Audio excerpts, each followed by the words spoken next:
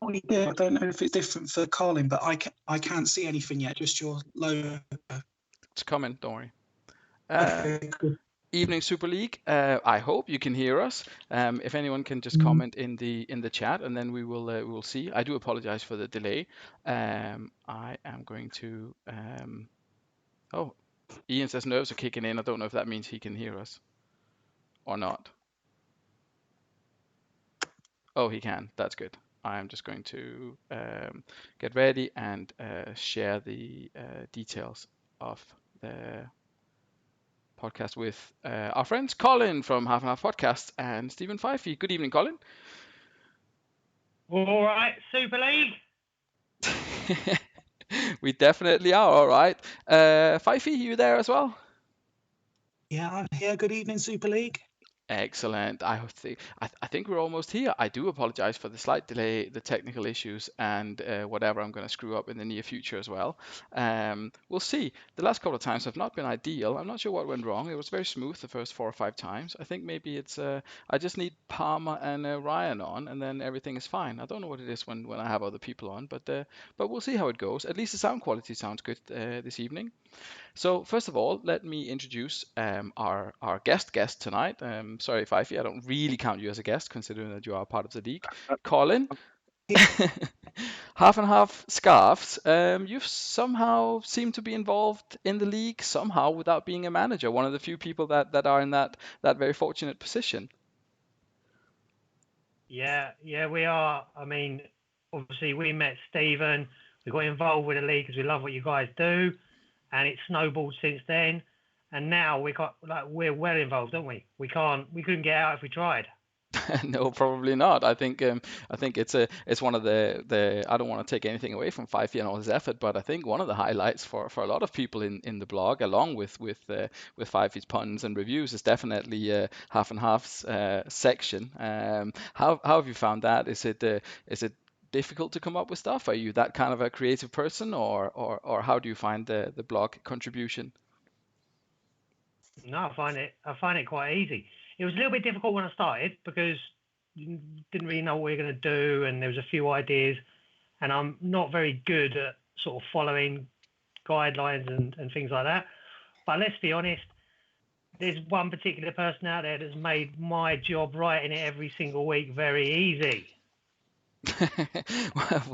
well, there's always going to be topics that are going to come up. I think it's great if there's a way that we can pick up on a few things. I mean, clearly we're under no illusion that this is purely fictional, but we do tend to treat it as if it's as if it's very serious. And the more we can get out of the banter and the kind of real life elements, if we want to call it that, I think the better. And you guys are definitely helping with that.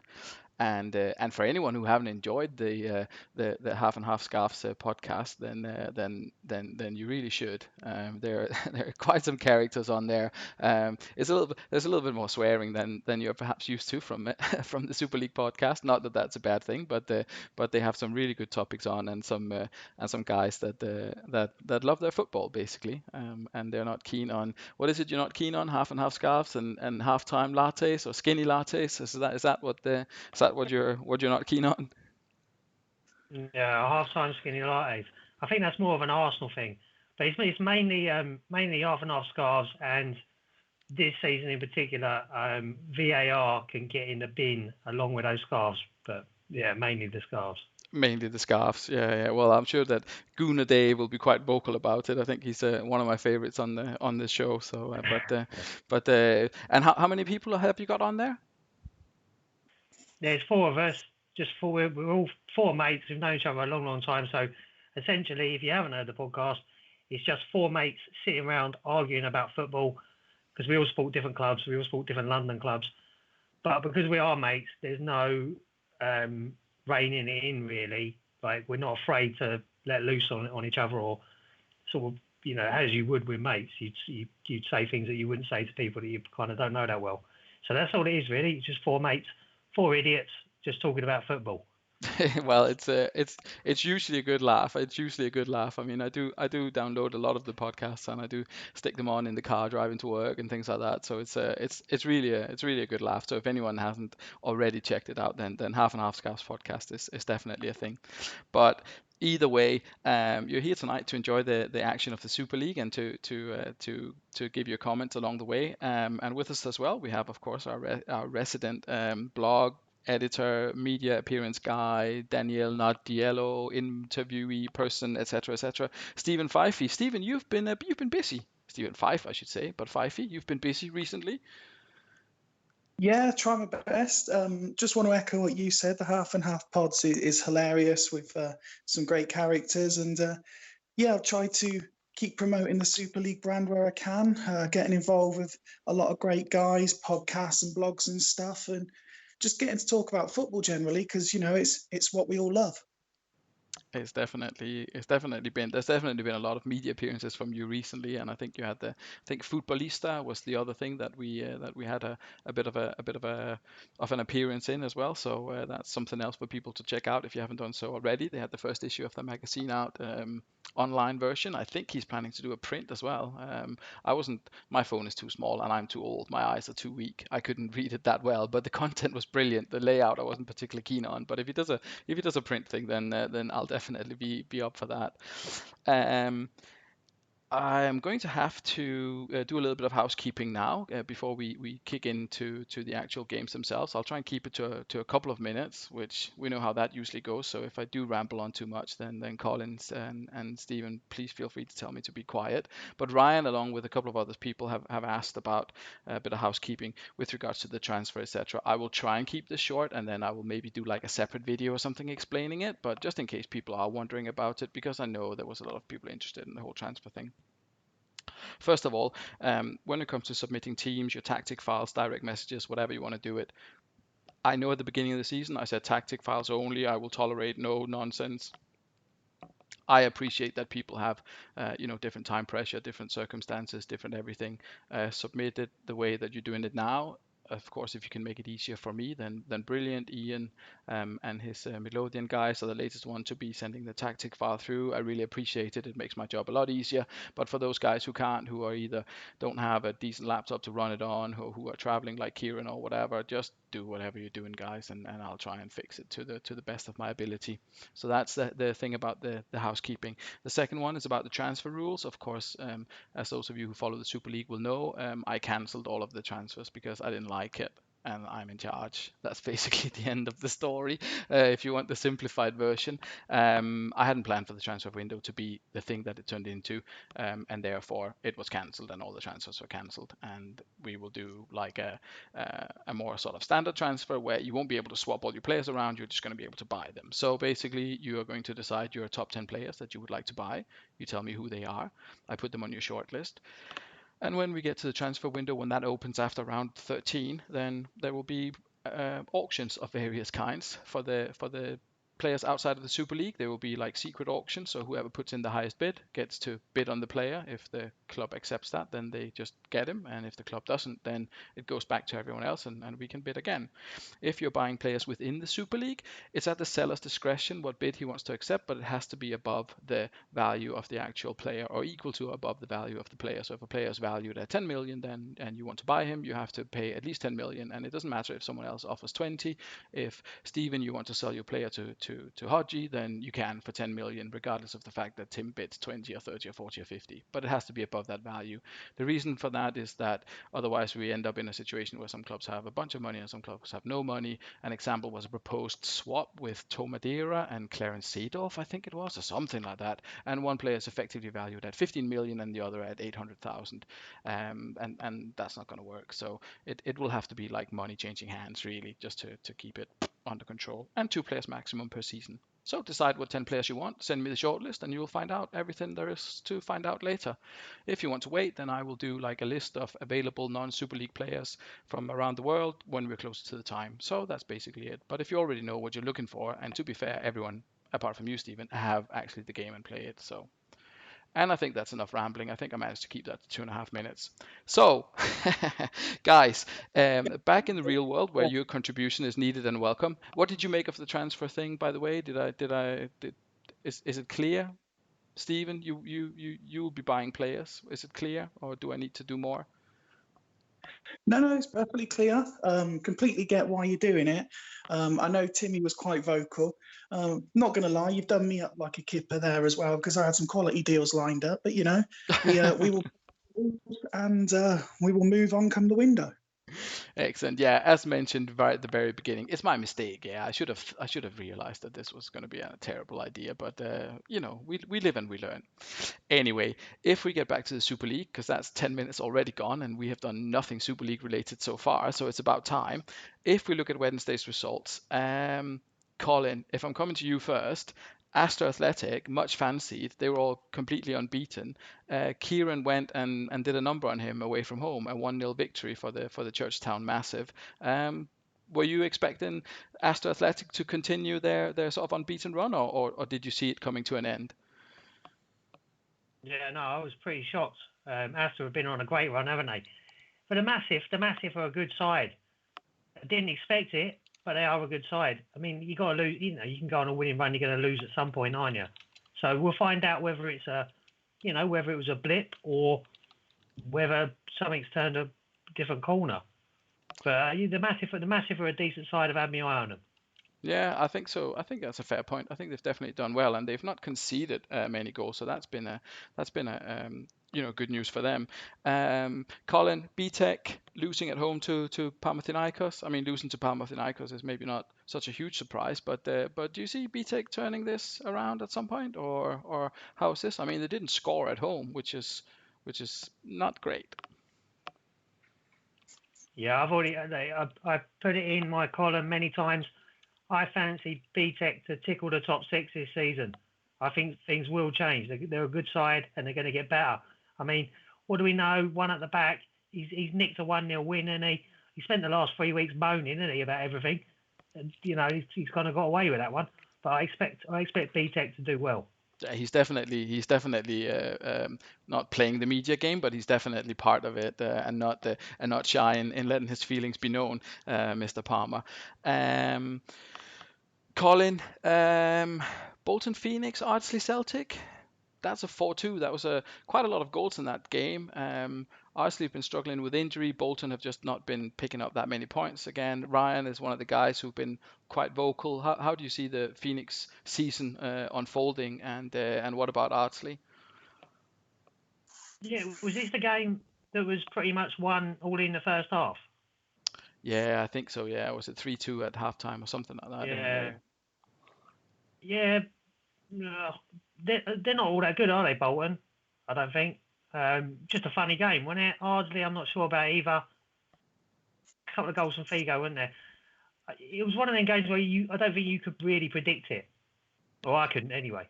Yeah, I mean that's a fair point. It was a little bit sort of backwards and forwards. Both teams have scored some goals. They've not really done much in the way of keeping clean sheets. So you're right. It was a difficult one to predict. Perhaps a deserved winners at the end there.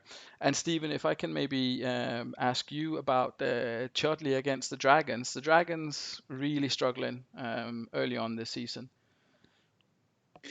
Yeah, it was much the same for them in the last version of Super League, where they struggled to score goals. I thought they were slightly unlucky, but it was important for the Cannons to get back to winning ways, and they did so with a certain style that Timmy's sides normally have. Yeah, I mean, and with regards to Jamie and his side, I mean, I think there are a couple of changes in his formation tonight. Do you think that was finally? I mean, I don't think he changed for the first 7 games. He hadn't changed the formation. There are some changes coming tonight. Do you think this must have been the straw that kind of broke the camel's back? Yeah, I think so. I think he always got criticised and has continued to be criticised for his lack of goals and for being sort of stuck in his way. In a similar way to Thiago got criticised for not mixing things up. So he's probably thought, you know what, let's give them what they want. And if it doesn't work, then I can say, well, you can't slaughter me anymore. Because I did try. Yeah, well, we'll see if Mark Biduka has bring in the goals tonight. Midlothian, their kind of great run of form, which to be fair consisted mainly of home games, came to a halt, Stephen. And Craig changed nothing, of course. Were you surprised that Midlothian, considering how good they've been at home, how relatively awful they are away? It's weird. Was it when Timmy was on? He was saying about certain teams being good at home, and Midlothian are clearly one of them. I mean, there's no shame and no disgrace in losing to Hoddesdon. They're very good. Their manager's very good. Know what they're doing, and they've always scored goals and got results. I think they will be slightly worried about how bad they are away, but if they keep winning at home, it probably won't matter. Yeah, well, come the end of the season, 39 points, and maybe one or two picked up away from home. I mean, you probably can't win all of your home games, but you can try. So they're doing okay. I'll ask Colin about the the Swindon Devils against Hooligans game. Colin, how did you see that one? Not the best evening for Stephen and the boys. Oh, mate, Swindon are having a nightmare, aren't they? And I feel for Fyfe. It's gone badly, isn't it, so far? But look, we kind of probably all would call it like Danny Dyer's Furniture Shop. They're in a blistering form at the moment, and they're up against it tonight, obviously. But I don't know what you do, Fyfe. What are you going to do about this? How are you going to turn it round, son? I've been in this position before, mate. Don't you worry about me. I've changed a few things tonight, and hopefully, if we get a result tonight, then you can be on commentary every week. So we're trying to even out the commentator's curse by having a co-commentator to the commentator who can perhaps deflect some of the some of the terrible luck. Well, we'll certainly see how that works out. And the last one, perhaps the most controversial result of the evening. I don't know who wants to pick up this one, but Valen at home, they were 3-0 down at halftime to Sloths, who hadn't, I think, scored from open play in the first 7 games. I was speechless at the end of it. How did you see this one? I mean, Colin, this is kind of your Valen is your team, isn't it? So, or at least the one associated with the podcast. So, were you a bit nervous at halftime that this would be the end of Valen United? No, I wasn't nervous at all. The Swedish Barcelona. Look, I said this in my column.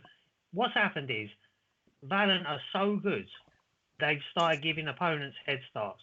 It's simple as that. It's backfired a bit because they've dropped points. That wasn't the plan, but they're basically right now they're juggling a ball on a pitch while people are trying to tackle them. They're taking liberties. Well, I mean, there's of course no video evidence to back it up, but it seems plausible considering the way they came back into it in the second half for definite. I mean, it was literally, if we're talking about a game of 2 halves, this was definitely it. I mean, 3 goals for either side in each half. I don't think Sloths had even a shot in the second half, but there were promising signs for them. So perhaps they'll pick up a couple of points. They'll pick up a point or 3 tonight, and perhaps. I'll tell you what though. Sorry to jump in, mine. What a big point that was for Somerset though. How desperately did they need a point? Big point. Well, it got them off the bottom of the table, and I think more importantly is that they actually got some of their outfield players actually scoring. I mean, outfield players, of course, it was open play goals. I meant, I think they're only, how many goals do they have now? Do they have 5? They have 5 goals. That's right. They had another one from open play, didn't they? Or was it an own goal maybe? I can't remember. Either way, they definitely struggled to score. But that's them on 6 goals. On 5 goals now, which is only really Dragons that are also only on 5 goals. So. But it got them off the bottom on goal difference, I guess. But Swindon's defensive record, I mean, we won't go into detail on that, Stephen, but that's something that we hopefully we will see improve from a Swindon perspective. Thanks very much for your thoughts, guys. Much appreciated. Now comes the tricky part of the evening where I start to lose my voice already, and we are 18 minutes in, so that's promising.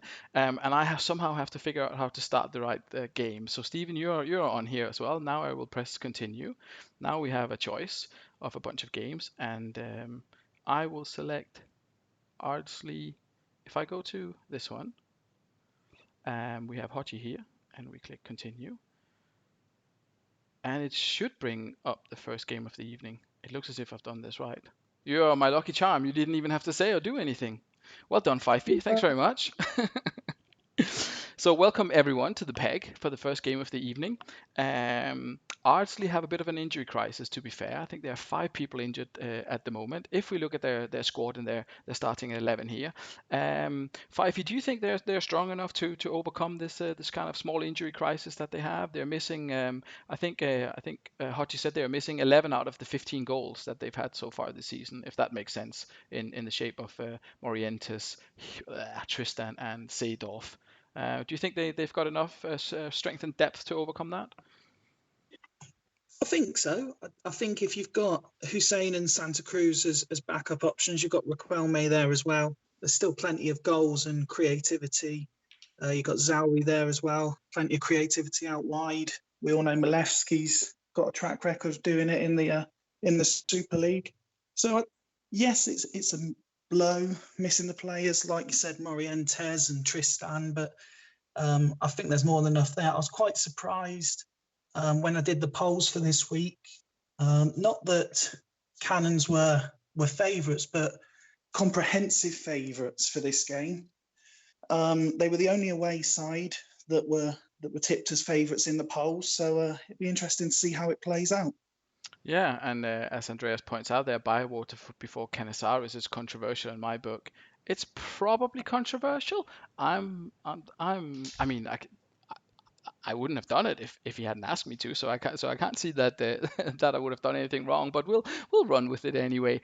Colin, Chudley Cannons, solid result for them. I think last week, a 2-0 victory against the Dragons. They've not changed much. Rossini, good player. Is there any of the players that stand out for you there? I mean, I was slacking off Romedal because I don't rate him personally. Is there any of the players that you think, wow, this is really the guy who makes the Cannon ticks, or is it just a strong squad overall? Yeah, they've got quite a strong squad. Now, Van Bommel, he can be something.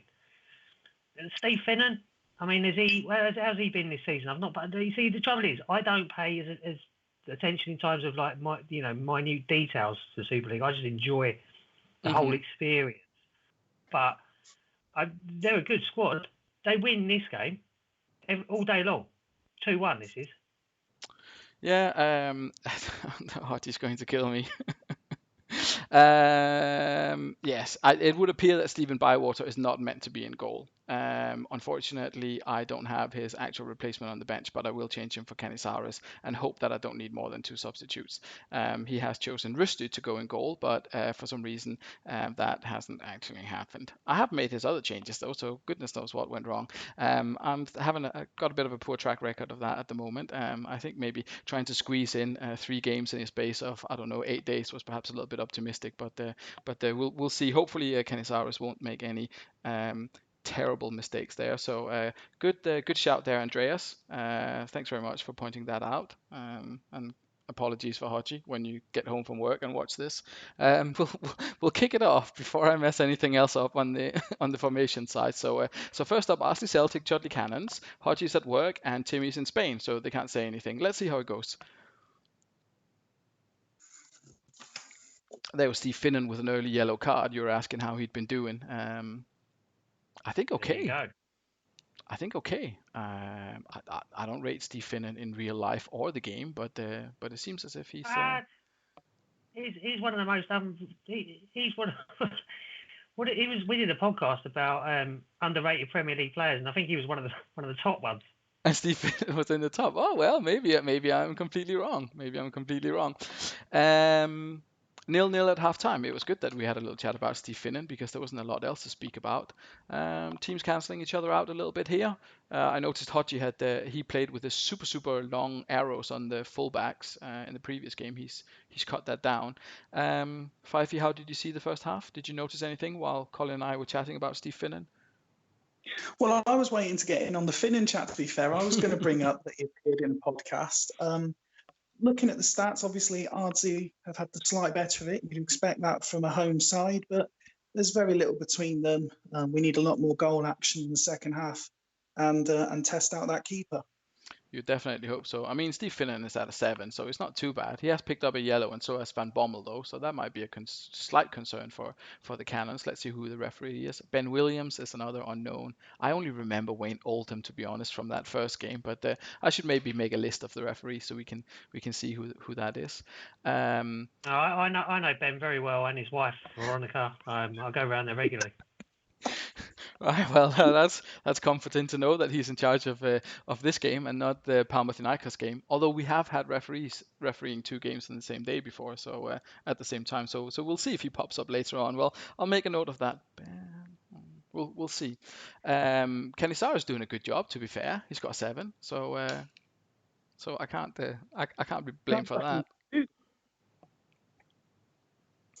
Sorry. I was just saying, he's got a 7, but he's had very little to do. Yeah. But Toldo got a 7 for Valen last week out, and he conceded all 3 shots from sloths. He let pass, and he still got a 7. So I'm not sure what the scores are like, but anyway, Arsenal's got a clean sheet so far, and they've got to be happy with that. We'll see if that can continue in the second half. I think Van Bommel got himself involved in a few scuffles there again in midfield, which is hardly surprising. Hussein with a shot, Romadel trying to come back, Rossini. This could be 0-0. Now give us the last minute.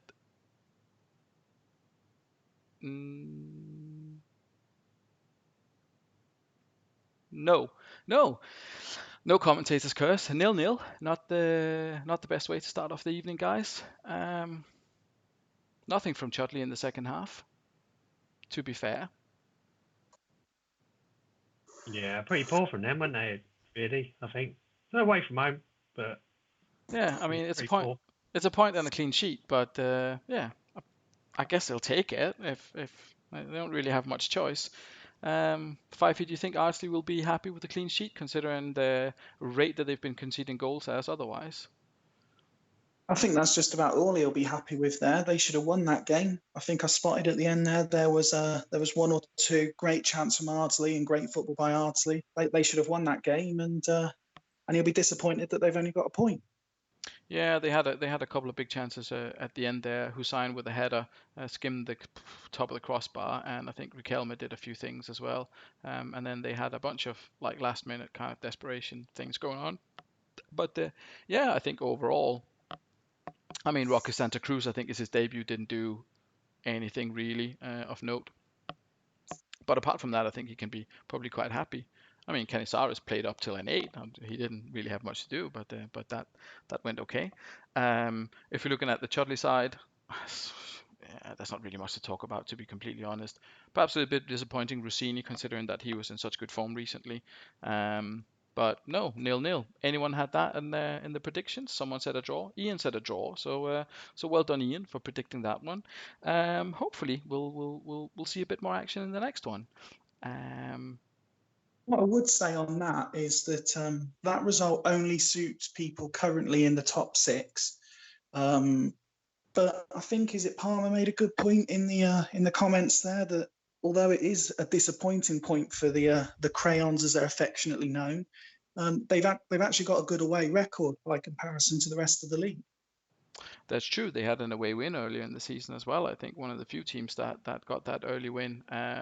And I mean, a clean sheet is a clean sheet, and they have plenty of firepower on the bench. I'm sure they can. They can bounce back.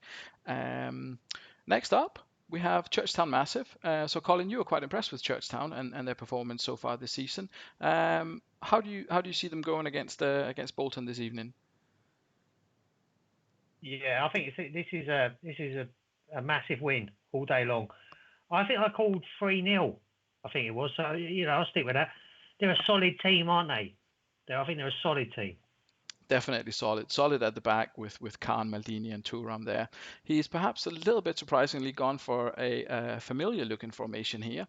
Fyfe, I don't know, does this seem familiar to you, this formation? Yeah, I'm actually a bit shocked that he's imitated Alf, if I'm honest. Yeah, well, it's what is it? Something about imitation and flattery. I can't remember what it is. I'll just take this one off because he doesn't actually have that.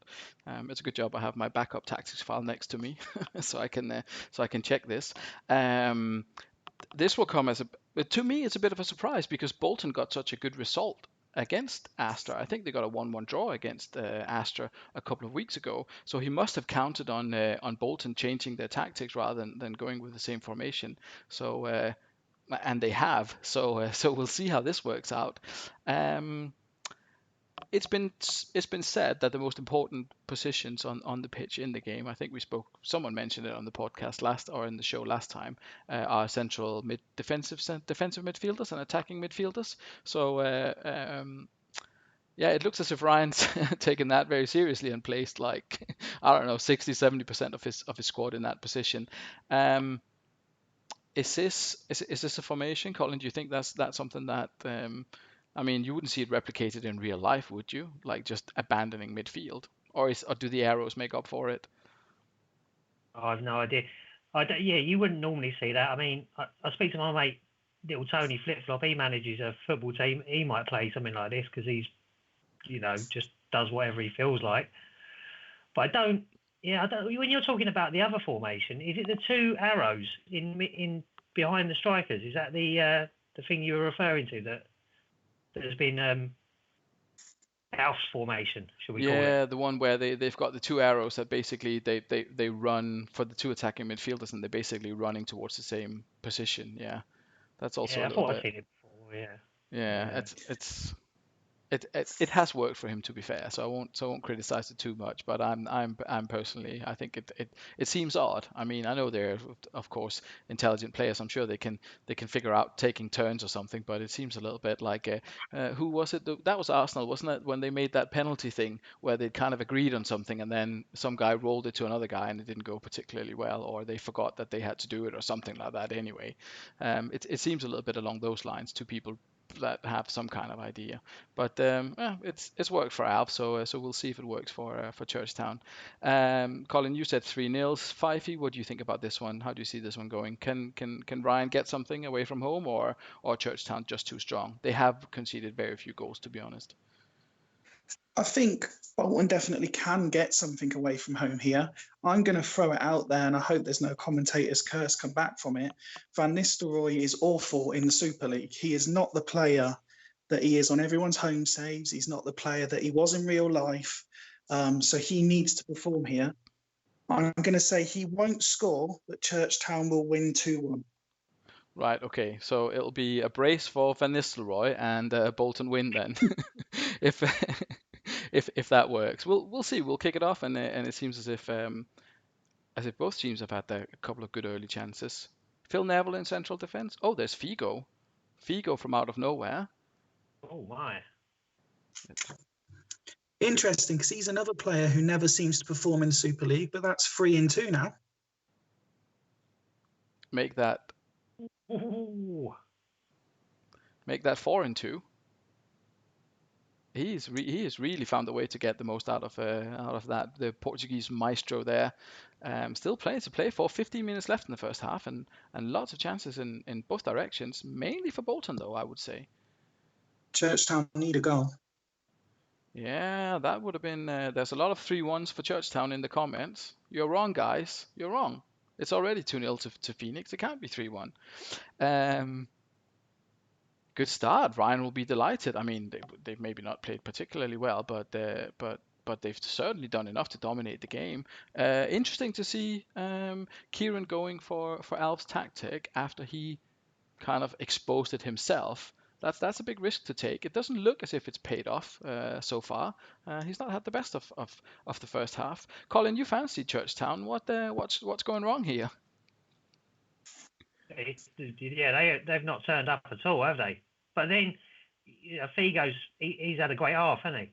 So I'd have to really look at all the stats, but it didn't look to me like Churchtown have really turned up. It's almost like the Valen against the Sloths game last weekend, wasn't it? I mean, where the home side, who perhaps were the fancied side, and they just didn't do anything in the first half. So we could see a 2 or 3 goal comeback from Churchtown in the second half. Obviously, Oliver Kahn with a 5. That's not no one's going to be happy with that. Figo, someone you would have in your side based on his current form. You said he's not performed in the past, but 4 goals in 2 games in 1.5 games. To be honest, that's decent. Well, let's be fair, mate. When you haven't won a game all season, you would have anyone that's playing well on your side. Well, that is true. That is true. And you've scored goals though. Well, yeah, and I was just going to say, if you had one criticism, which Bolton won't be surprised at, it's that he's still continually unsure about his strikers, and Shearer hasn't scored again. Fowler's on the bench. Is he going to come on? Is he going to score and then start and not play? Henri's not even in the team. Yeah, he has done a lot of swapping with the strikers. To be fair, I think the instructions are to take Shearer off if he hasn't scored at half time. So I'm going to do that. I'll see if Ryan will lose it with me because he'll have given me different instructions. I'm not sure. I forgot it last week with Henri, or nearly forgot it, but I'll do it this. Oh, it was correct. Great. Well, we've got that one sorted then. Predictions for second half. Are we going to see a Valen style comeback and Churchtown scoring 2 or 3 goals? Colin, what do you think? Are you still hanging on for Churchtown to win? Nah, game over now. Bolton Game are over. going to win this. Game over, Fyfe. Do you see any way back for Churchtown? I think they're more than capable. I'm not sure that this tactic is suiting them. So no, I think Bolton will have enough to hold on. We'll see in the second half. Van Nistelrooy certainly lived up to the predictions of not scoring so far. We've mentioned it so many times now that it can't really be considered a commentator's curse if he does. It looks as if Bolton still have the best of it. I will say that both of his central defenders are on yellow cards. I'm not sure if that will have an impact. It doesn't look as if Churchtown's creating anything. And there's the wrong from the midfield as well. Another midfielder goal. Yeah, making it 3. So it is important with the attacking midfielders, it would appear. I mean, amazing performance for Zambrotta, who was out at the beginning of the season, if you remember rightly. Ryan played Gary Neville on that right back position, on the right wing back position. Seems as if Zambrotta is maybe a slightly better choice. Yeah, and Gary Neville, who got a bit of criticism for being put centre back, pulling in another 8 there as well. Yeah, decent performance. He's certainly doing well in there, and he doesn't have Zambrotta to compete with for that position. If the only thing is that maybe there's no resolution with regards to the striker scenario. I mean, Alan Shearer got a 7, had 1 shot on goal in the first half when they were dominating. They still did okay in the second half, perhaps a little bit less dominating, only 3 shots on target, but Fowler didn't get anywhere near the ball. So maybe it's his tactics that just doesn't suit strikers. So I don't know, Colin. If it doesn't matter who you play up front, would you choose Shearer, Henri, or Fowler to just kind of stand there? Henri's overrated. He's an overrated player in real life and on the game. You go with Shearer, wouldn't you? You would think so. If you were just looking for an out and out goal scorer, you would go with Shearer. I would have thought so as well. Fyfe, what do you think? Shearer the best goal scorer out of the 3 of them? Probably. I think ultimately what he needs to do is pick one and stick with it until the window opens at worst and get a striker he's happy to play. Yeah, that's perhaps a good point, actually. He doesn't seem as if he really likes any of them that much, but we've all got our favorite players. Maybe he'll do better. But at least he's got Figo like bringing the goals, and it seems as if his defense is kind of sorted. A little bit surprising to see Day with only a 7, but a solid defensive performance. Slightly unexpected, but a good win for Bolton there. Yeah, I reckon Figo's going to pop up on a lot of them top 10 wanted lists for you, Martin, when the transfer comes around. I mean, I think there'll be a lot of people looking to strengthen their attacking areas, and I think Figo. I mean, it'd probably be unlikely to sell him now, but you're right. He will be someone that people will be looking at. Those are the key. They are. I mean, to be fair, we all know that it's important to get goals from strikers, but the strikers in the Super League are so good or such high level that they more or less eventually will get some goals. Some of them. Who can really make the difference is if you have a great attacking midfielder who can also provide the assists and chip in with the goals, like a Ronaldinho type in real life, isn't it? So we'll see. But Figo is going to be on some people's shopping list, I think, especially the ones that have maybe struggled for players in that position. Next up, we've got the Dragons. So let's see. While you set the next game up, Martin, just to clear something up for Colin, 'cause I don't know if he's reading the comments at the same time. I can see it. Ryan, what did Ryan say? I don't know nothing about football. Yeah, I see it. And you're right, Mr. Palmer. But you're right, Mr. Palmer. I don't like Arsenal. Colin, the Chelsea, like Arsenal. Yeah, I was actually going to say I was going to offer that up if there was at any point you want to you want to chip in to have a go at some of the people in the comments. Do feel free at any time to jump in, because they can talk some amount of BS in there. But who does Ryan? No, I don't. I don't want to have a go at anyone, Martin. I'm a lover, not a fighter. But I'll deal with them later. That's fair. We'll take it offline, as they say in the industry. But yeah, anyone who's been listening to your podcast and heard your conversations with Gunnar Dave, they will perhaps know. They will get an impression of who your favorite clubs are, etc. So we'll see we'll see if the comments will take that into consideration. Our next encounter sees the Dragon Destroyer taking on the Hoddesdon Hornets. Steven, we spoke a little bit about the Dragons before the game. They've changed the tactics. What do you make of the improved Hornet, perhaps improved Dragons formation? He's looking at teams that either are doing well or have done well, and again, he's trying to imitate and replicate. I think those front two should be scoring goals. Interesting to see Shane Tolley in what he'd had as the Robbie Keane role. This is pretty much a match of one manager has exactly what the other one needs. You've got Dragons that can't score, and you've got Hoddestons with the top scorer in the league with Batistuta.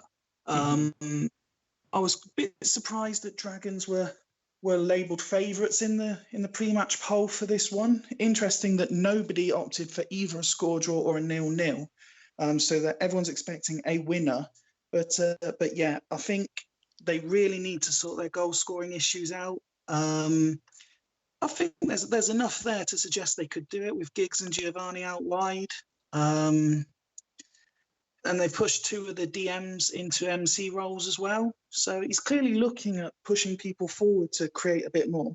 Yeah, I mean, definitely. And we have seen some unusual players in the wing-back formations before. I can see there are comments here about strange positions on some players. Wing-backs are dreadful. Giggs needs a huge arrow. I don't know what Giggs needs, apart from, I don't know, some kind of family.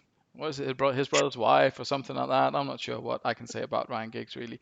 That is broadcastable and polite. But we have seen Estebaria for Churchtown, I think it was, and several other like perhaps surprising attacking players doing well on the wing back. So it should be okay.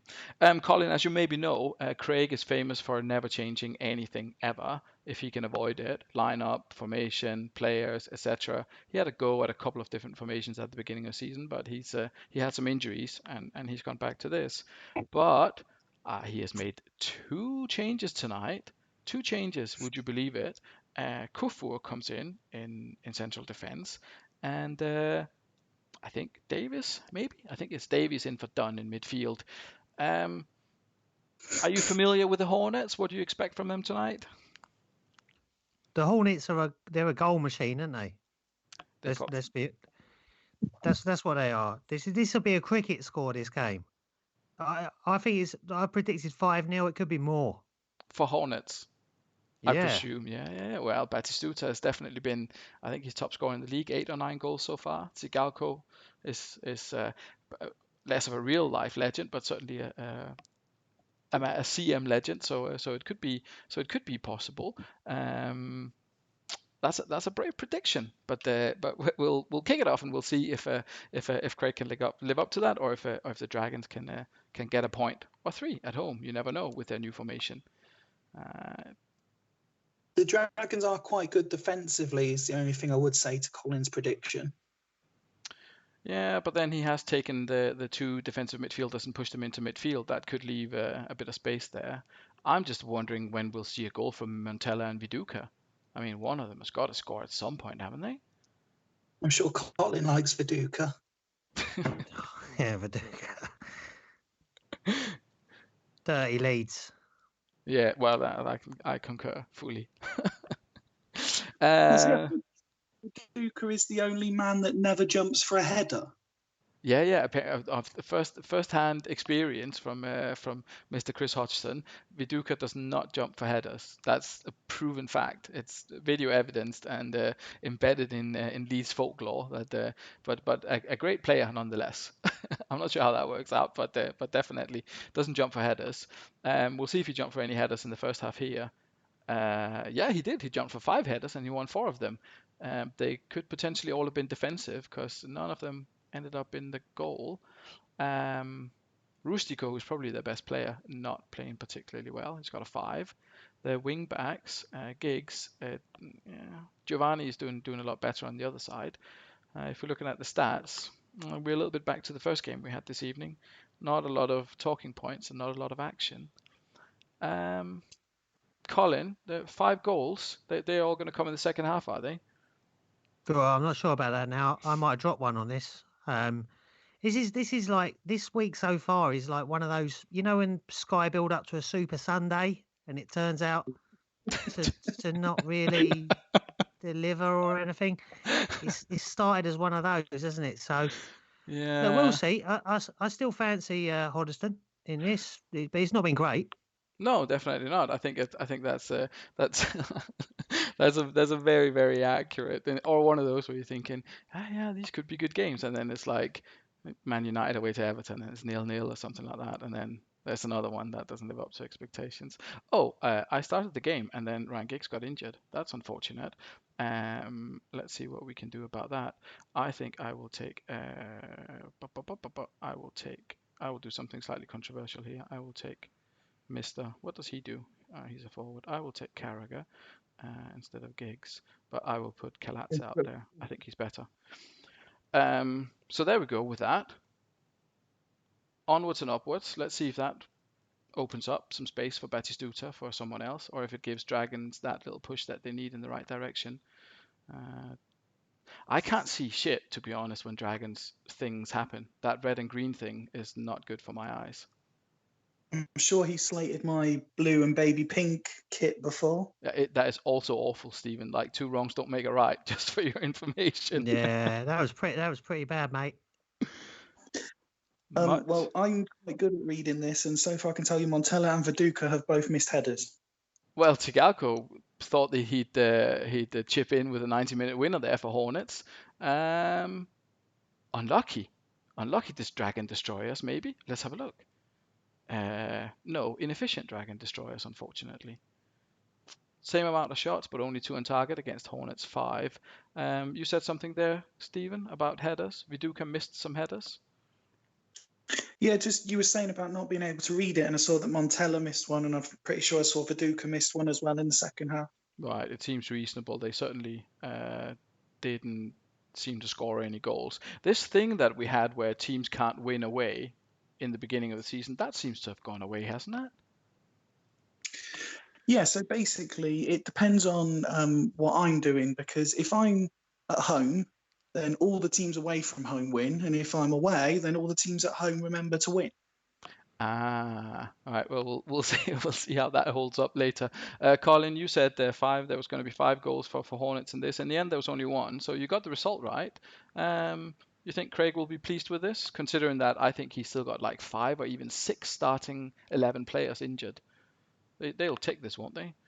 Yeah, I would have thought so. It's not bad or anything, is it? I'm quite surprised, but maybe it's this week. Maybe we're not going to see goals this week. Like, I'm a goal pig. I like to see goals. Yeah. Maybe it ain't. It's just not the week for it. Well, we've got the Valen coming up next against Hooligans, so there could obviously be things in that. I'm just looking at the comments here. Imagine if Craig had a proper transfer window too. Yes, Ian, or imagine that Craig didn't have like 6 starting 11 players injured. That would also help. But good result for Hornets. A shame for the Dragons. I think they've been lumbered with 2 complete, I don't know what to call them, Montella and Viduka, rated players that they just don't deliver. They just don't get the results for them, and it's a shame because if you look at the rest of the team, fair enough, Rustico didn't score particularly highly, but I don't think he did that bad. The rest of the defensive side is fine. Giovanni got an 8 on the wing back. Carragher got a 7. Kalazza got a 7 on the other one. It's just the fact that his two strikers are not remotely anywhere near converting chances. So it's a shame. Fyfe, what's Jamie going to make of this? He changed his tactic and still lost. He's going to be disappointed. He's probably not going to be overly surprised. And I think he's going to be in the valley scratching his head, wondering what he's got to do to buy a goal and a result. Yeah, well, 5 games to go before the transfer window opens. If he doesn't spend his 2 transfers on 2 strikers, then I will be a little bit surprised and disappointed, to be honest, because you can't have 2 strikers that haven't scored a goal between them in 8 games and not scrap them. I know he doesn't really have. Caesar did terribly when he came in. Keane is injured, but hopefully things will pick up for him. If not, then he definitely needs to go and buy a couple of players there, because the rest of the squad is absolutely fine. He's just not getting the goals. So that's a shame. Now, Colin, a game with special interest for you. We're off to Brazil with Hooligans. They've got a couple of injuries. Valen, they've got a couple of injuries and a little bit of unhappiness with regards to Mr. Rio Ferdinand, as was we've spoken about in the past. I'm Colin. I'm guessing you're going to go for an away win here. Well, I mean, I called a 4-2 away win, but after the rest of the games, who knows? Maybe a 1-0.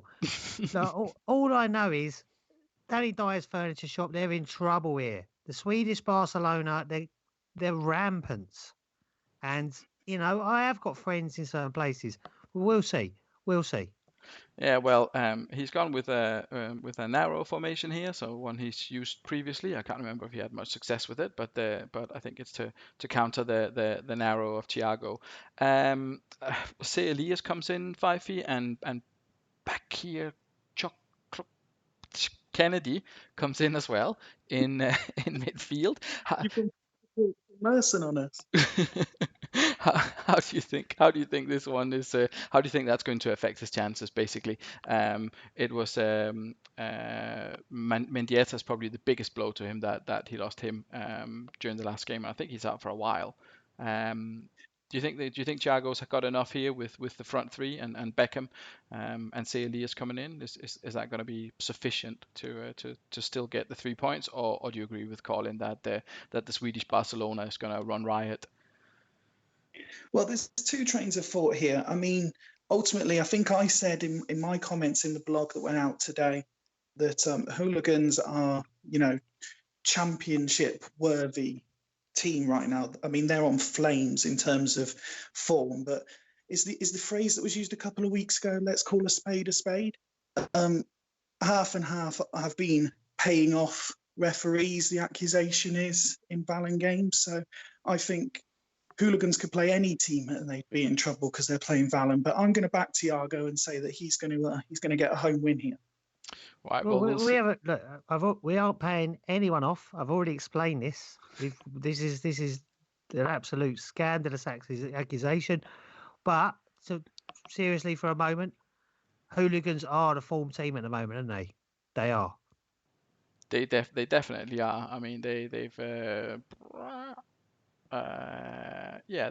risen sharply. I mean, I think they had the loss and the draw came in their first 2 games. So that's 5 on the trot. Same for Hornets, I think. So yeah, they're definitely on form, and they have been scoring goals pretty much for fun. So it could be a tricky one. I mean, it would help Valen a lot if, say, like a central defender or goalkeeper for Hooligans got sent off early on. But we'll see if there's any of those shenanigans. I think it's been well documented in the past why Palmer and certain other people have these opinions about refereeing decisions in the games for the Swedes. But we'll see. We'll kick it off. And see.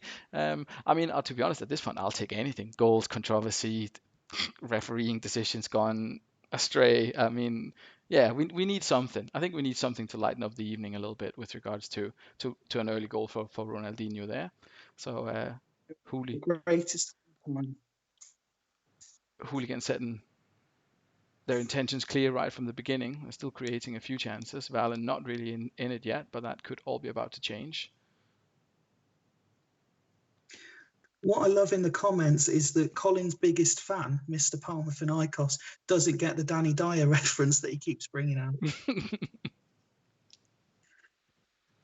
Neither do I, to be honest, but I just play the foreigner card. I go, I'm foreign. I don't. Yeah, it's not for me. And No, I I'll tell you what. Let me explain it. Let me just make it clear. So, hooligans do interior. So I think of interior decorators, yeah. and True, then I true. think hooligans like Danny Dyer, and then furniture. It's probably not brilliant, but that's what it is. No, I think Look, excuse me. I need to go away and make a phone call to someone because something's gone a bit wrong here. no, you're absolutely all right. I'll stick with Fyfe and his comments. Right, Fyfe. So while Colin goes and regrets being bored to death by tonight's entertainment or whatever we want to call it, first half that's gone to hooligans, as we can see. Yeah, I mean, to be fair, when you consider some of the other games, it's not actually been a drab first half. It's just hooligans have been efficient. Perhaps Totti hasn't had the rub of the green that he normally gets. I think there's more to come in the second half. There's definitely signs of a better game here. Yeah. I can't for the life of me remember Andreas's instructions right now, but I think they were only in case he was losing. I'll keep talking. Andreas, if you want me to make the change, make the change in the comments, please. If we look at how the team have been performing so far, I mean, Roy Keane's got a 6, but he's in midfield. Maybe not the best role for him. Anyone else that stands out for you from being disappointing? Saviola, maybe? Well, the thing is with Valen is Cafu, again, something I alluded to in the blog, has got the most amount of assists this season. So the fact that hooligans play very narrow should play into his hands, but then Valen are playing very narrow. So they're probably not getting the best out of him in this one, despite the fact he's getting a decent rating. Yeah. And Saviola not scoring, perhaps. I mean, I know he's still young, but you would perhaps expect a little bit more from him.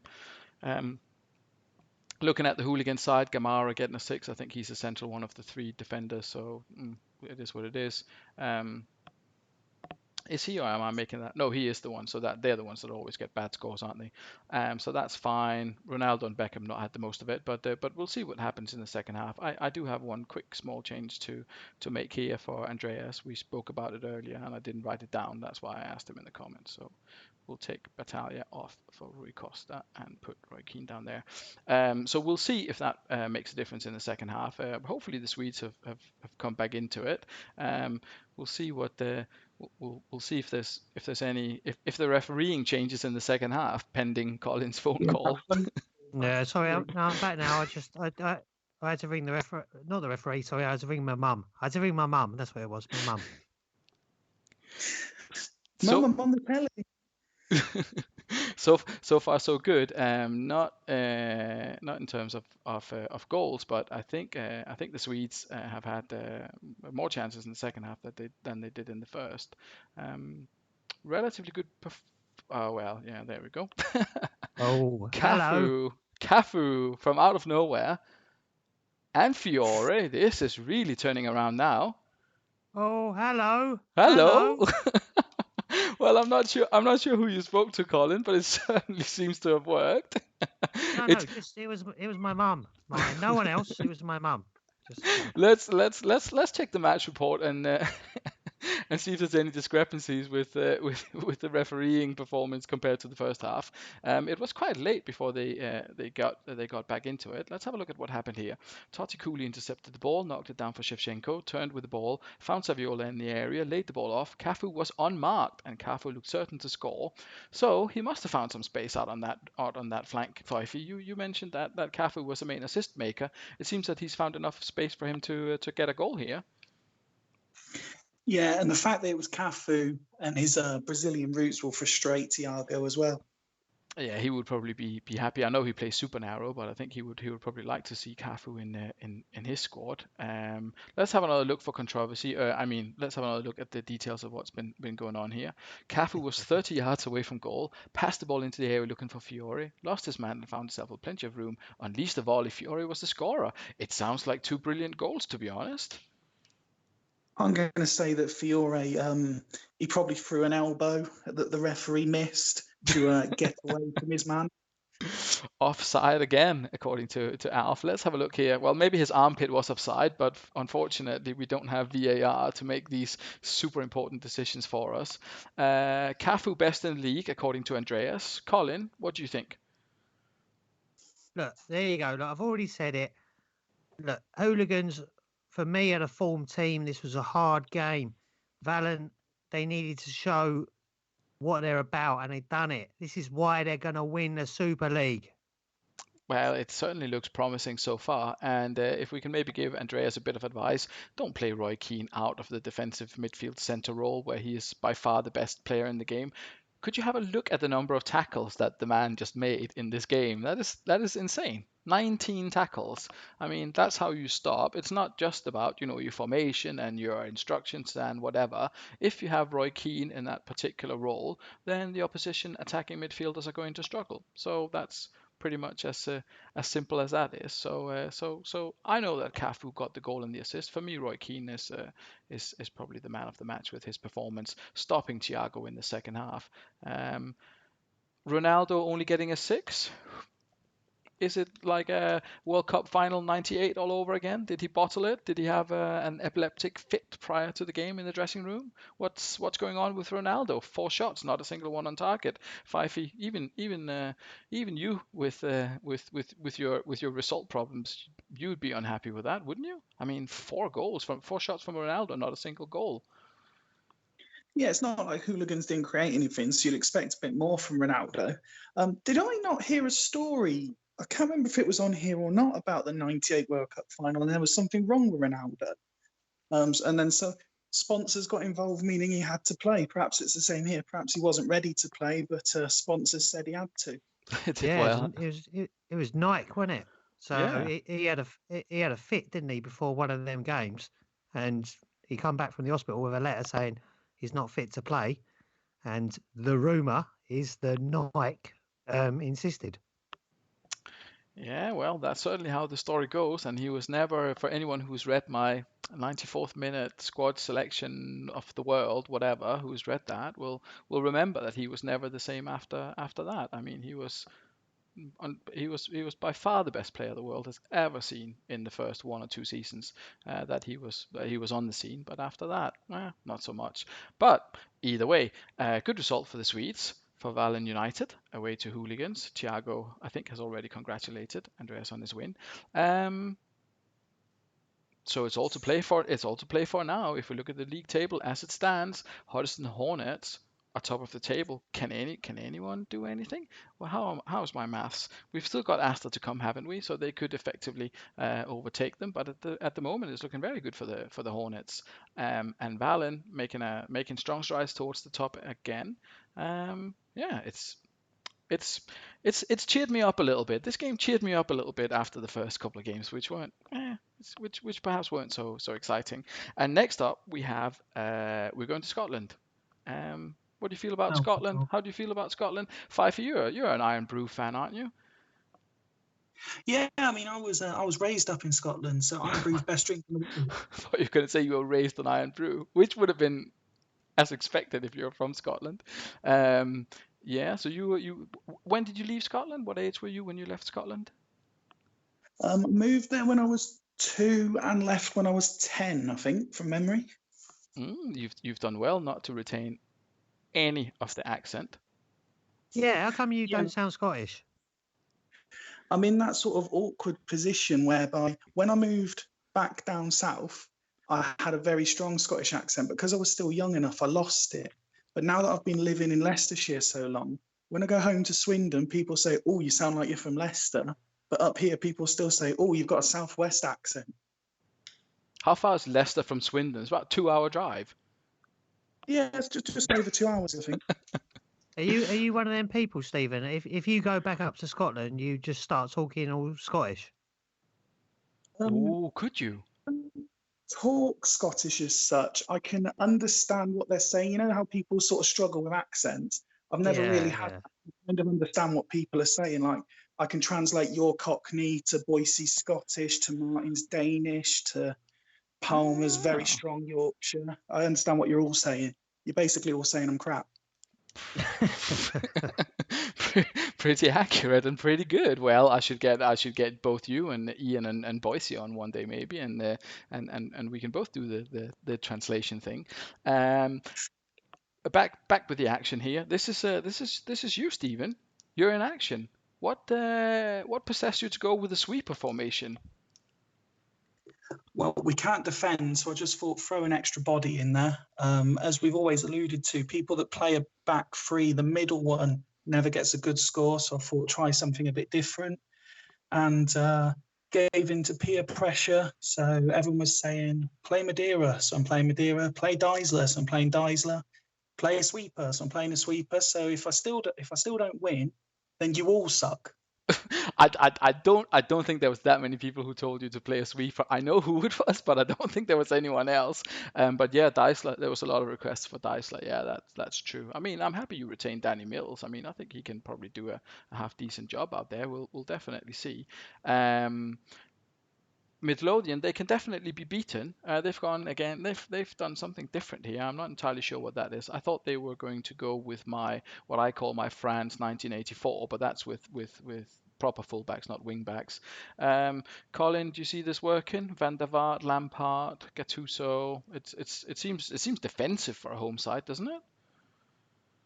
Yeah, it does, but there's nothing wrong with that because well, I don't know. I mean, you got tactics files, I suppose. They're defensive, but he's got the arrows, which I'm guessing is going to push them on. No, for me, this game it stinks of a draw. It's a Desmond Tutu, isn't it, all day long? Yeah, well, we'll see. Fyfe, do you have expectations? Do you have aspirations? Do you have hopes and dreams that you would like to share about the outcome of this? No expectations, but the aspirations, the hopes, and the dreams are to win and keep a clean sheet.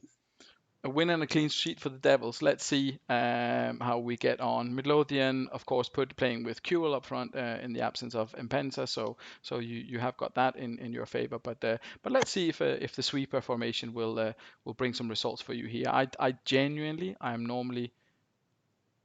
Oh, that's not gone well. That's not gone well in the beginning. No. I mean, lucky he scored. I doubt that Rocket Jr. is Ian's preferred penalty taker, to be honest. But but there we go. He scored, so we can't say too much. One or two chances for Swindon, but not really getting the most of the possession or the most of the chances. Lampard scores. That's unusual. Super Frank. Maybe the sweeper formation was not for you, Steven.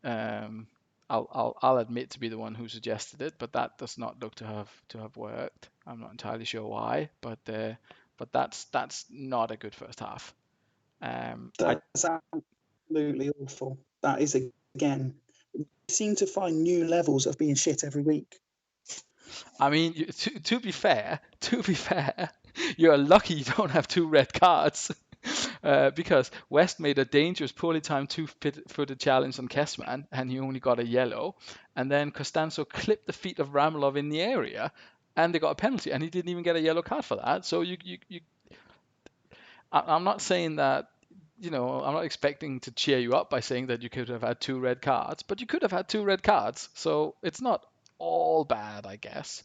Alf is offering. Sorry. 2 red cards might have helped because this stinks of a Southampton against Leicester where they're just not even trying. It does look a little bit that way, to be honest. Costanzo is trying to be. I mean, apart from giving away the penalty, he's kind of trying. But you've not had any shots. That's not good. Midlothian's tact. I mean, it is a fortress. They've not conceded a goal yet in the first 4 games here. I think it's a 5th home game, and they're still to concede a goal. I suppose there's not really much to dwell on. So we'll kick off the second half and see if anything comes out of it. And this is Jim ref the Valence Sloths game last week, Palmer says, while Klumpe scores a 3rd. And Kessman scores a 4th. For fuck's sake. It's not getting better, I will be honest. It's not getting any better. Finished 4-0. Oh, we had a shot. You had 4 shots. One of them even on target. I don't really know what to say. It doesn't look as if that worked out at all, formation wise. Roberto Carlos liked it. He got an 8. Amoruso isn't a sweeper, but did okay. Got a 7. The rest, maybe you're right. Maybe they just kind of gave up after the early problems with the yellow card for West and the penalty. I'm not gonna go all like Sky Sports interviewer on you. Colin, have you got anything to say? Any words of consolation, maybe? Stephen, mate, you need to sort this out. This is ridiculous now.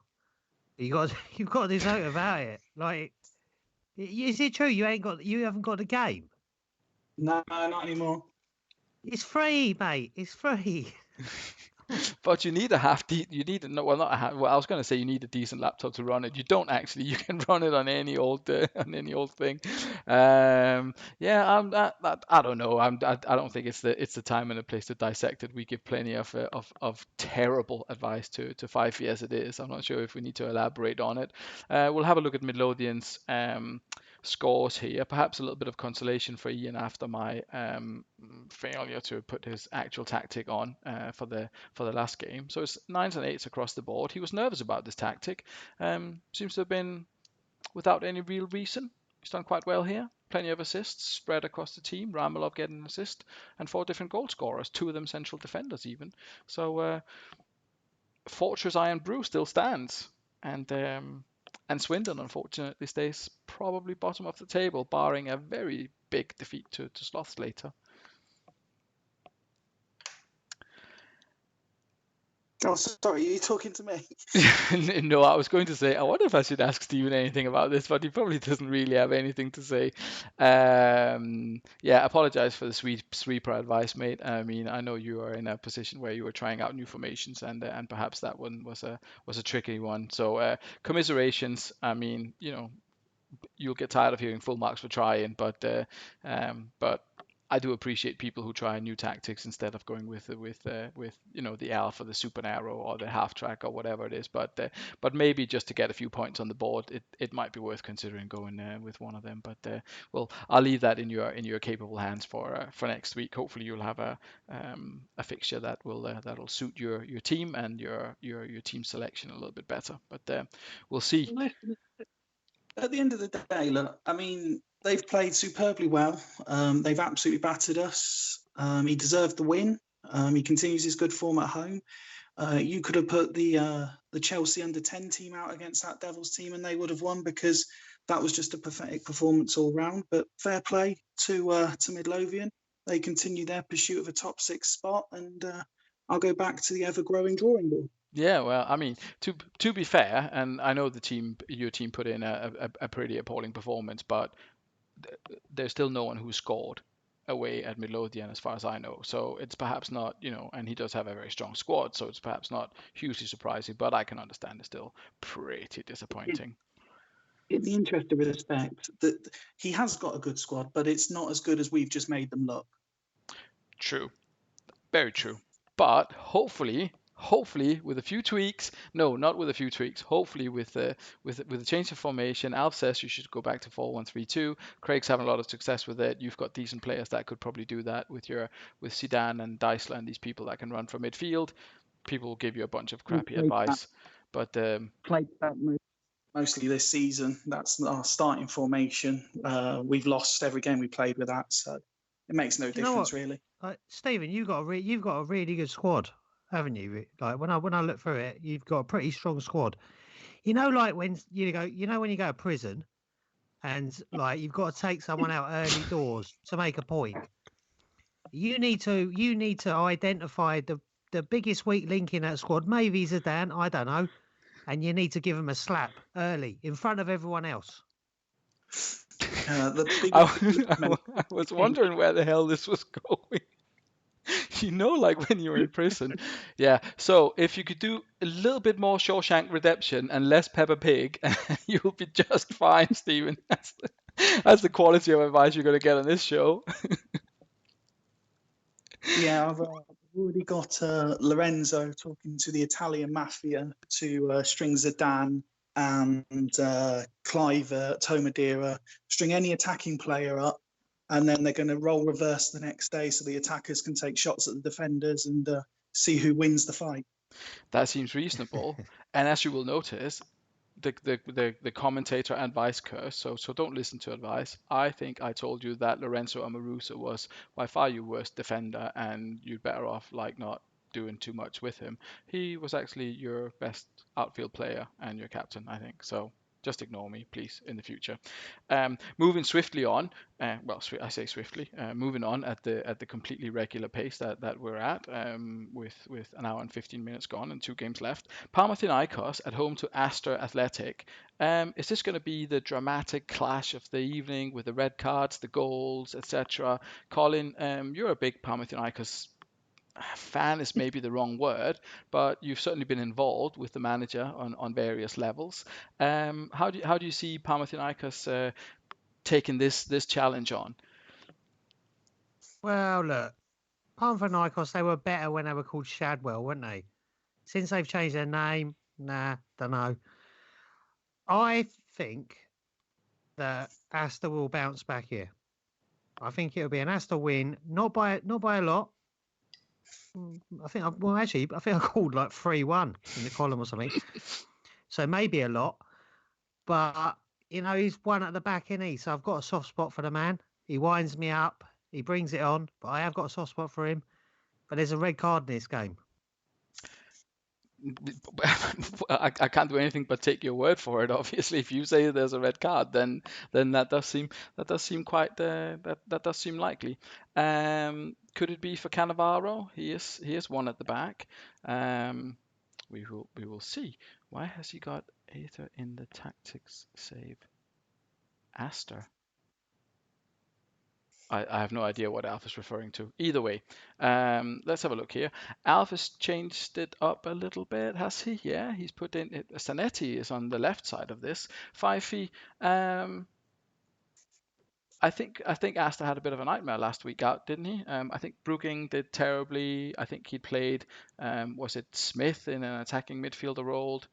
He's back to normal here. Any surprises for you? No, not really. I don't think Alf's going to panic about dropping points in the last 2 games.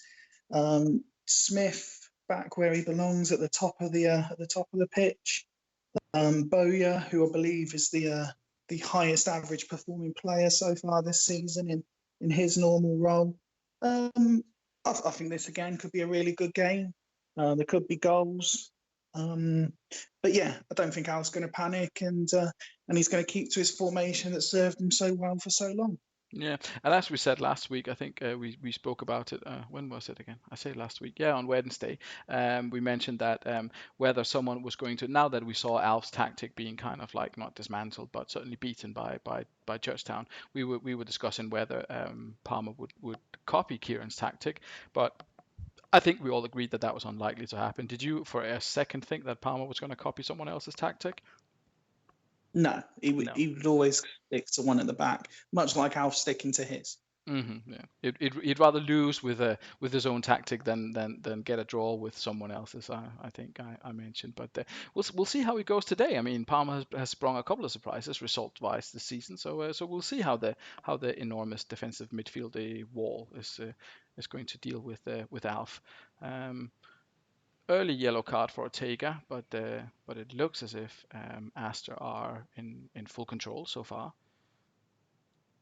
They're certainly the ones getting the chances. Although Trezeguet is playing, I'm not sure if that's deliberate. The Great Wall of Parma. The Great Wall of Parma. Oh, this could be a game changer.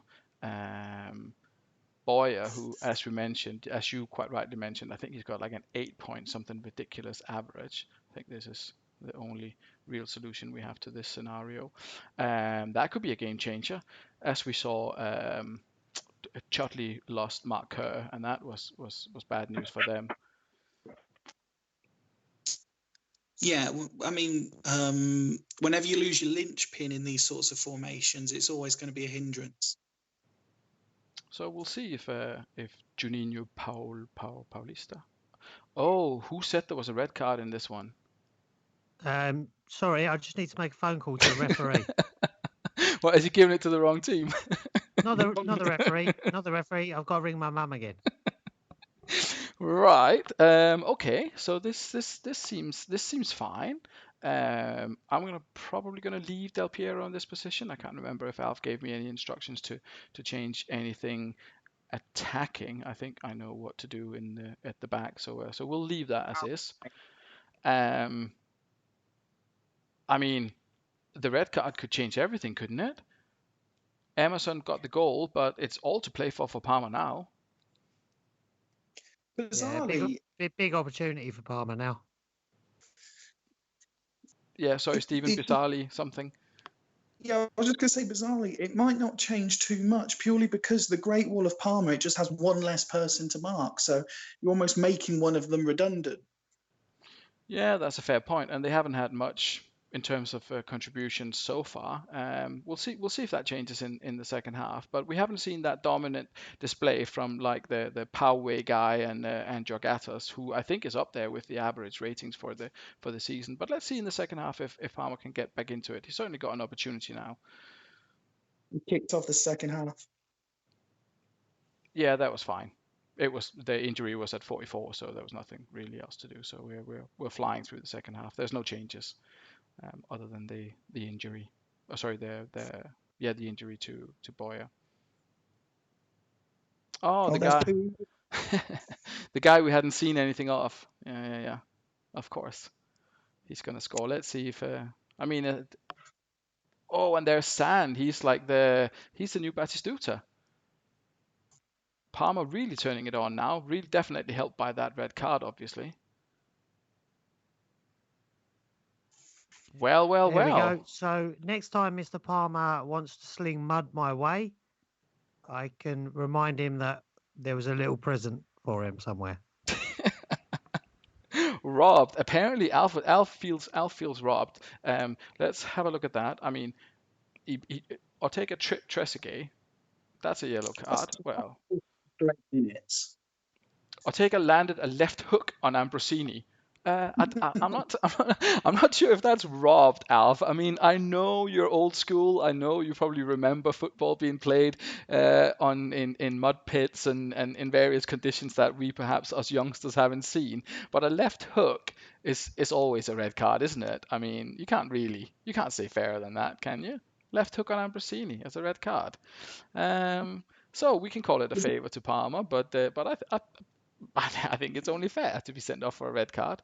Yeah, there's maybe an appeal coming in. Let's have a look at Asta's stats. Solid defensively, attacking. Like we mentioned, when you lose that linchpin and with Ortega off, that kind of the attacking half broke down for Asta, didn't it, Fyfe? What do you think? Yeah, so you bang on with what you say there. They lost the linchpin, and suddenly the game plan fell apart. Without that sort of roots there, where everything stems from, they weren't able to build and grow into anything. Yeah, and obviously not made easier by the big wall of Parma. 8s and 7s across the board. Colin, you mentioned there was maybe a bit of a favour, but in the end, Palmer's done all right here, hasn't he? I mean, helped by the red card and the injury, obviously, but still, good result. No, very good result for Palmer. I'm very impressed. I mean, Asta, they losing Lee Bowyer, that's a big deal, isn't it? That's going to cause a problem. But I did say there would be cards in this game. And if you weren't wrong, because I think that's unusual. So it's a yellow and a straight red. So that's going to be a lengthy ban. And as Palmer quite rightly pointed out, Boyer's fitness is down to 1, so that's not like a calf strain or something like that. That's something that's going to be a little bit longer term. So bad luck there, but Alf has a good squad, so maybe he'll be able to find a solution to that. Juninho Paulista, who came in, did a 7. He wasn't too bad, didn't embarrass anyone, but didn't set the world alight either. Of course, he only had 3 people in front of him instead of 4 to pass the ball up to. That might have impacted things a little bit, but I'm sure he'll have a look at this Alf and come back.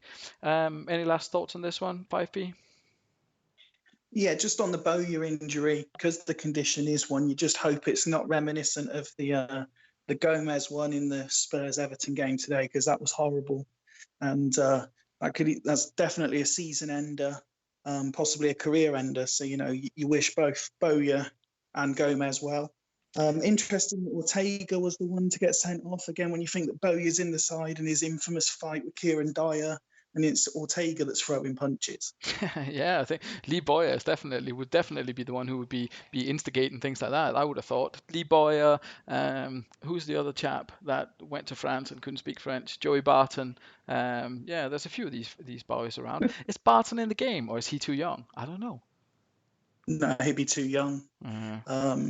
Joey Barton doing his Steve McLaren impression of when he went to Holland and tried to speak Dutch. Yeah, well, it's you got to try to blend in with the locals, haven't you? Alf says that Ortega was a last minute pick. He's got Brugink to come in there anyway. I think, but yeah, it's gone the way it has. Ortega got sent off. It'll make the top of the league more even. So I don't think anyone will be complaining too much, apart from Alf, obviously. And Palmer delighted. I can see in the comments, 3 wins in a row. Good week for him, and good week for one at the back. Last up this evening, we have got Sloths at home to BTEC, and I think some people will. Fyfe, what were the predictions for this one? Sloths were the favourites, and nobody voted for a draw.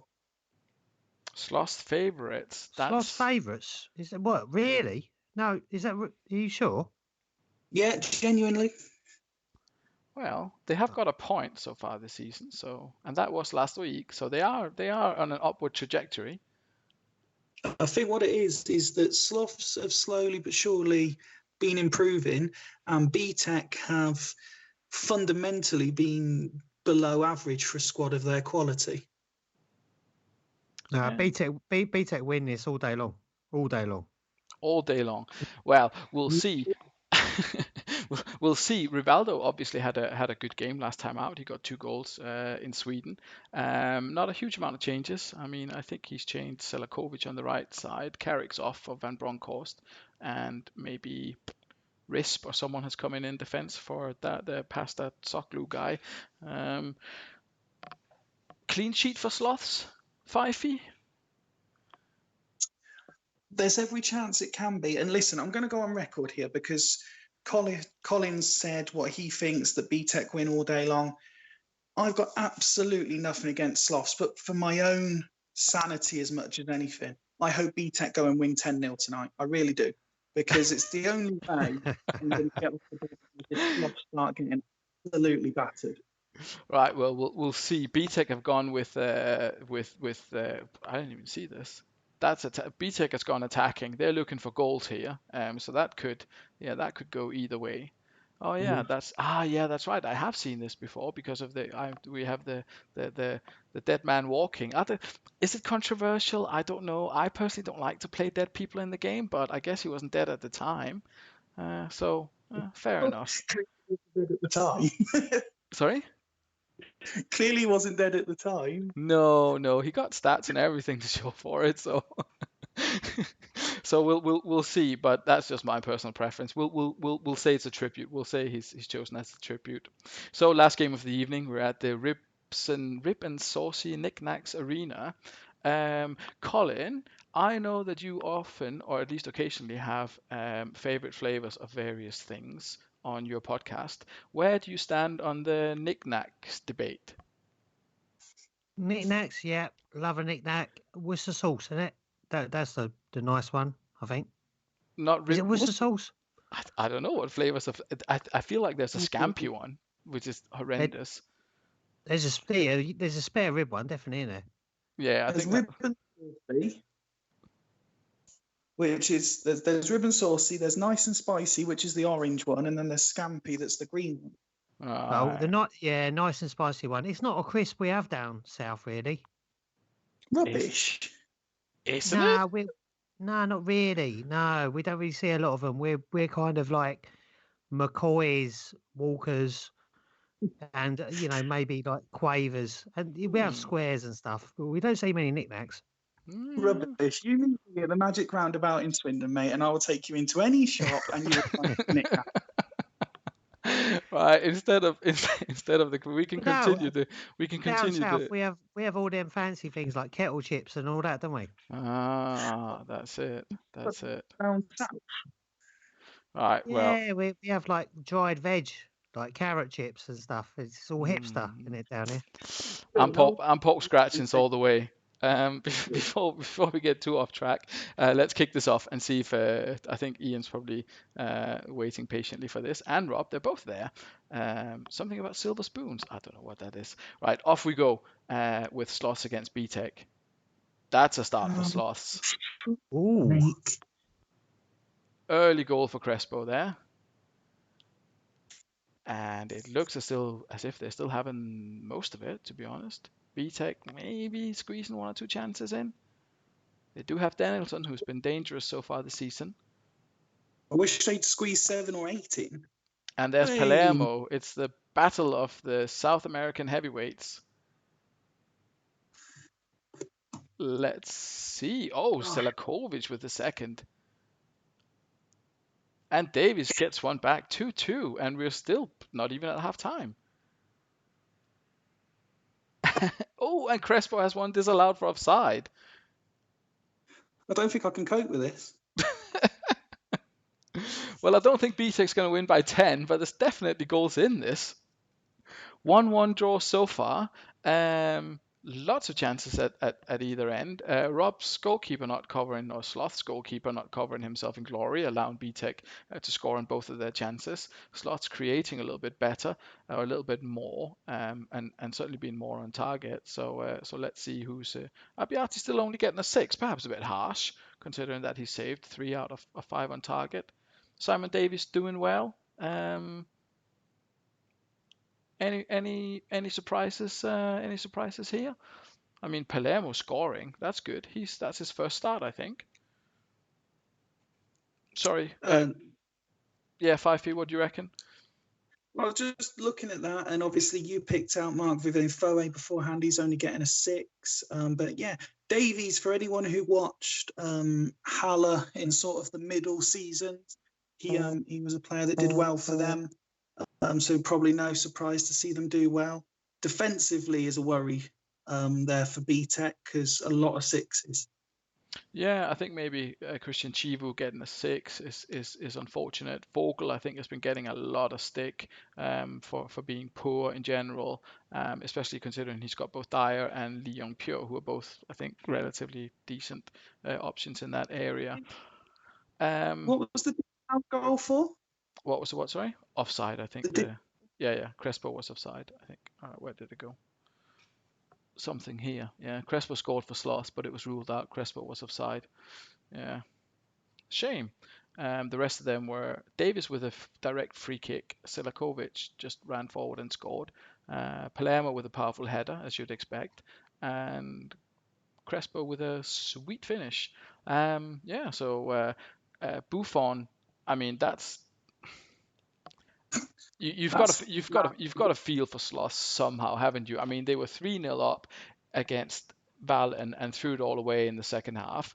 Now they've scored 2 goals against BTEC, been quite dominant, and then BTEC have had 2 shots on goal and Buffon's let both of them in. Colin, Buffon, he never made it to the Premier League. Is that because he wasn't good enough, or do you think he just preferred Italy? Yeah, well, I don't know about not good enough, but obviously he's happy where he is, I suppose, isn't he? I'm sure he could have come. This game could be anything, couldn't it? In the second half, like it literally could be anything. Yeah. Looking at some of them stats, I have no idea what the second half brings. Bring it on. Bring it on. I mean, at least we've had 2 goals so far. How's your card prediction? Have you been keeping score? There's been two for either side so far. Do you see any more? Considering you're a resident expert on such topics.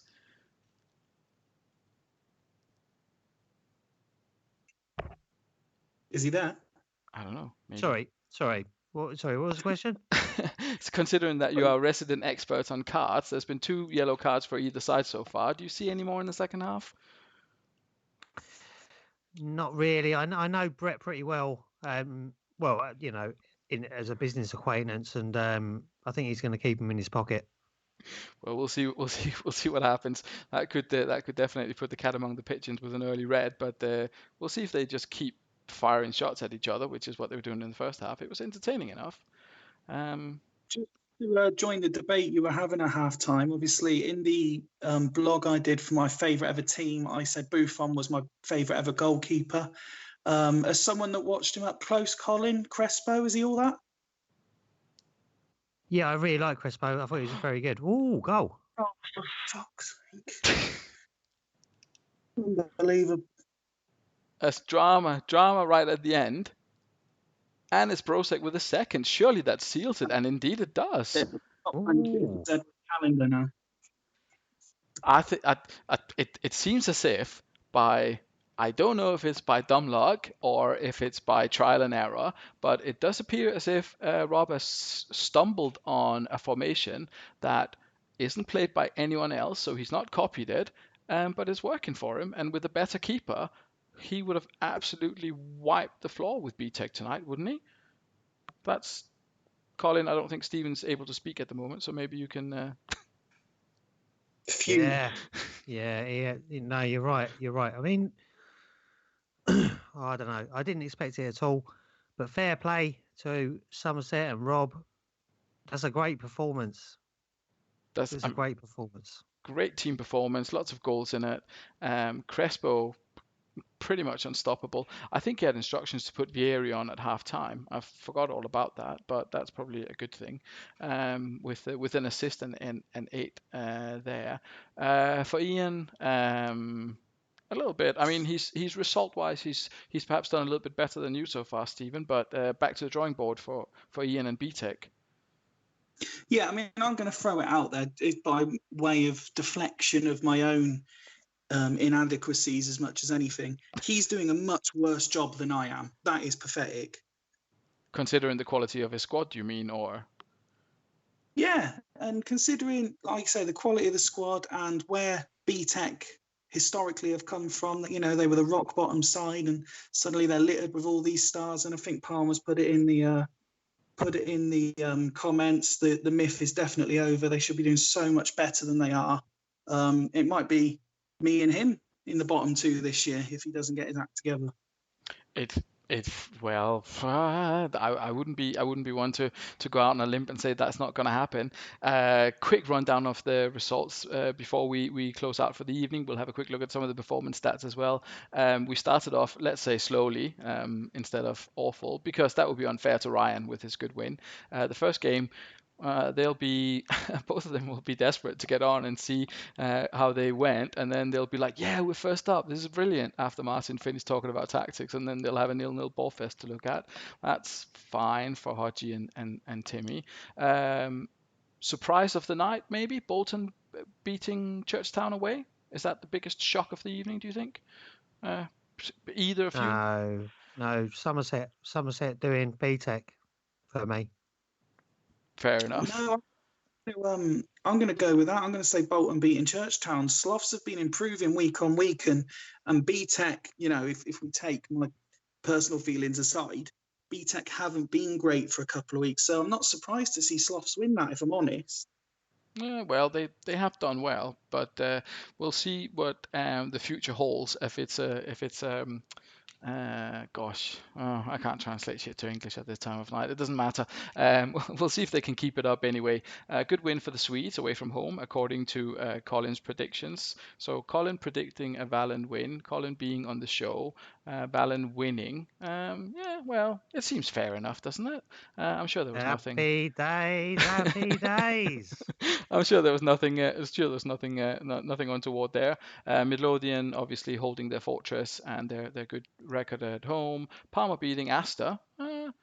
Maybe not a huge surprise considering Palmer's form, but still. Craig will probably be the happiest with all of that because it means he's top of the table.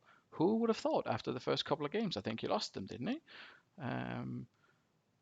No, he didn't lose. He won the first one. He won the first game.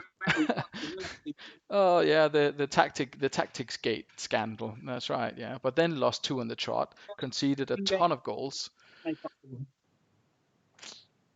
Sorry, Fyfe, I didn't hear you. Yeah, no, I was just going to say, ever since we got screwed over in game one with the mystery tactics, we've failed to recover. Yeah, I mean, you have had a point since then, but yeah, in general, I would agree. Yeah, Hornets on top of the table. Aster Athletic faltering a little bit. They looked as if they were going to run away with it early doors, but that's certainly changed. Now we're starting to see getting away wins as well. That's really evened out the top of the table a little bit. The bottom four needs to start up in their game, I think. Yeah, I mean, the least said about the bottom, the better from my perspective. So I'm just going to say hello We'll do to that. Switch 415, the new viewer, and glad he's enjoying it. Oh gosh, yeah, we've had a lot of you. I'll do some stuff about sharing the stats and how many views we've had and all this kind of stuff. I think we've had like more than 350 unique viewers, more than 20,000 minutes of viewed time, and a bunch of other good stuff. I mean, I appreciate that most of it's the managers, but we definitely have other viewers that pop in from time to time as well. So thanks very much to all of those guys. Quick look at the player stats before we finish this one off. I've got another 6 minutes according to my own calculations. Asta still looking at the top. We looked at this before, and the top 6 were all Asta players, apart from, I think, the Poway guy. We can see some Valen United players creeping in here. Roy Keane getting in there, Cafu getting in there. Shevchenko, despite not scoring, is getting in there. Valen, could they be like a dark horse? We don't. It's still no Hornets players apart from what Landro, goalkeeper, at the bottom. Are Valen going to come back into this? Colin, what do you think? Is it? Can we just hand them the title now? Or how do you see that? Is it all talk, or is the Swedish Barcelona really where the wise money is? Well, you can see it for yourselves, can't you? Look, they sitting third. Definitely. This team is on the rise. The manager knows what he's doing, and he's got the support behind him. Valen for the title. Valen for the title. And if we look at their away record, it's not the worst, and they've had 4 away games. Home wise, a little bit better. Yeah, they're definitely a team to look out for. Midlothian, I said they hadn't conceded a goal at home. That's a lie. They have conceded 1, but they have won all 5. To be fair, Hornets, Panathinaikos, they all have 100% home records. If you're looking at the away records, it's really Asta that have done really well away from home. No one else has 3 wins. Back to the player stats. Top scorer list. We'll see Ebesand. I think he pulled one back on Gapistuta, yeah. Perhaps a little bit surprising to see the Danish goal scoring hero in the top 2 even. Anyone that stands out for you here, Fyfe? Anyone that where you're thinking, really? Or is everything as we expect in the Super League? Well, like you say, what I'm going to do is give Palmer a bit of credit here, because not a lot of people would have had Sand. I mean, I think he started with me after the initial draft, and I got rid of him, obviously. Mm-hmm. And credit to him, because he's got a habit of doing this. If I think back to Shadwell times, there was a point where he had a lot of high-profile strikers and wasn't scoring. This is very much a Shadwell stroke Panathinaikos thing to do, is to have a lesser or perceived lesser ability forward doing the job. But to see Batistuta, it's nice to see Smith up there. Rossini was always going to be up there. I'm surprised he hasn't got a few more. And Penza's going to fall behind now with his injury. Segalko, Tristan, it's the usual names. But pleased for Sand and Smith to be up there. To be up there and getting a bit of attention. And just because I know that Andreas likes to see this, I'll show you that Roy Keane is tackling the legs of everyone else in the division, to absolutely no one's surprise. Where's Patrick Vieira? We had the Vieira lottery, the much fancied Vieira lottery. I know he's an Arsenal player, Colin, but would you have seen? You would expect to see Patrick Vieira at the top of a list of people doing tackles, wouldn't you? No, you would, absolutely. I don't know what's gone wrong there. Something Hodgie needs to look at, I think. I'm going to disagree. In terms of Vieira for Arsenal, yes, you would.